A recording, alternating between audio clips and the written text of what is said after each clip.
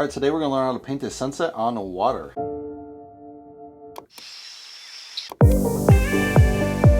All right, the question of the day is, who is Paul Gauguin?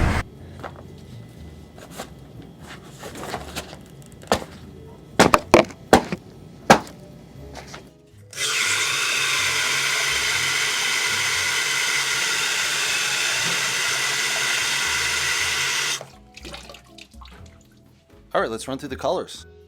Mars Black, Titanium White, Phthalo Green, Ultramarine Blue, Quin Blue, Van Dyke Brown, Pearly Red Dark, Quin Red, Burnt Sienna, Cad Yellow, Primary Yellow. Let's get the party started! Alright, today we're going to do a sunset on a pond.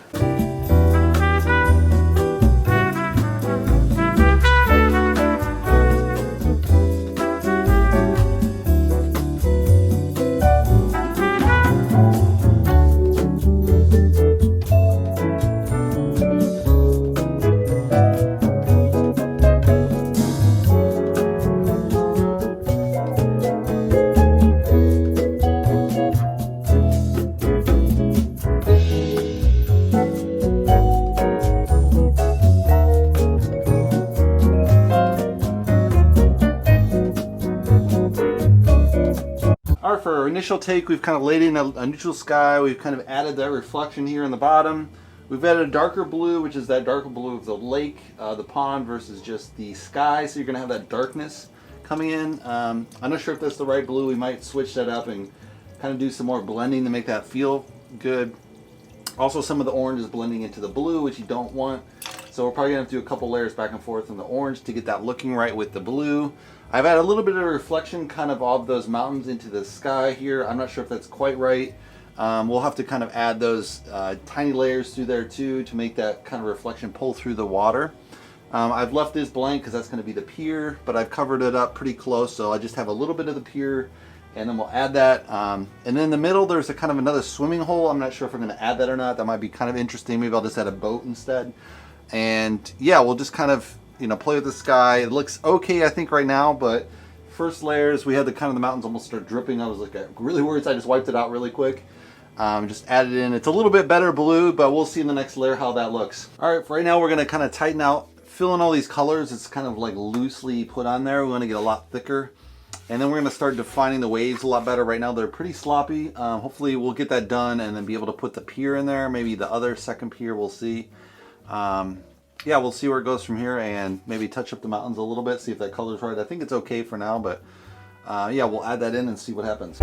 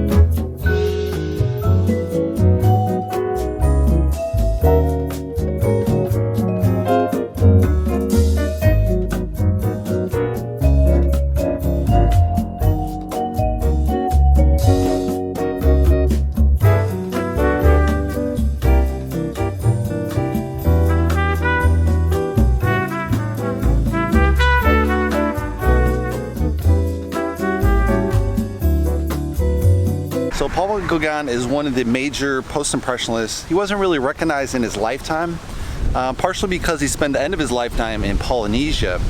And so those paintings were kind of not discovered till after those works were brought back from Polynesia, which didn't really have any kind of international art renown at the time.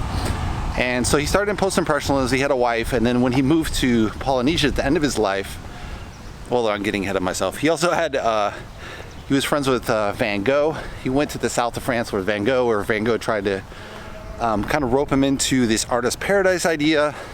Basically an artist call between him and Van Gogh. And because Van Gogh was so crazy, kind of drove Paul Gauguin away, unfortunately.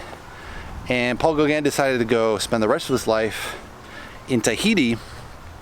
And he had discovered on some earlier trips, and then he just went back, lived this really poor lifestyle, obviously living on the islands. There's no art market there. You're shipping all the way back to France to sell the work. It's just a nightmare, right?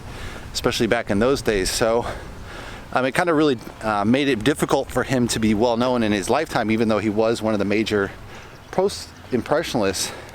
And when he was in Polynesia, he kind of formed what would be considered primitivism, which is art depicting primitive topics from either Africa or, in this case, Polynesia. So he's painting the natives.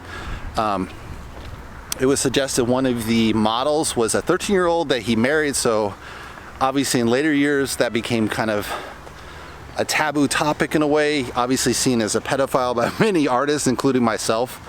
So yeah, he's not accepted, but you see the same kind of trends even into Hollywood today in the art world. So it's not uncommon for rich artists to, unfortunately fall into this kind of terrible practice of dating younger and younger women. In this case, obviously a child, so not too great of a legacy by Paul Gauguin, but from a painter aspect, he's a really great painter. But from moral standpoint, not such a great guy. And that's the story of Paul Gauguin. All right, we just finished the painting. Let's take a closer look.